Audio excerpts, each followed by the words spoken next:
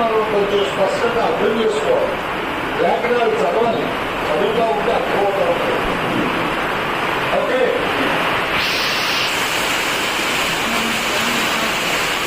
మానవుని యొక్క స్వతంత్ర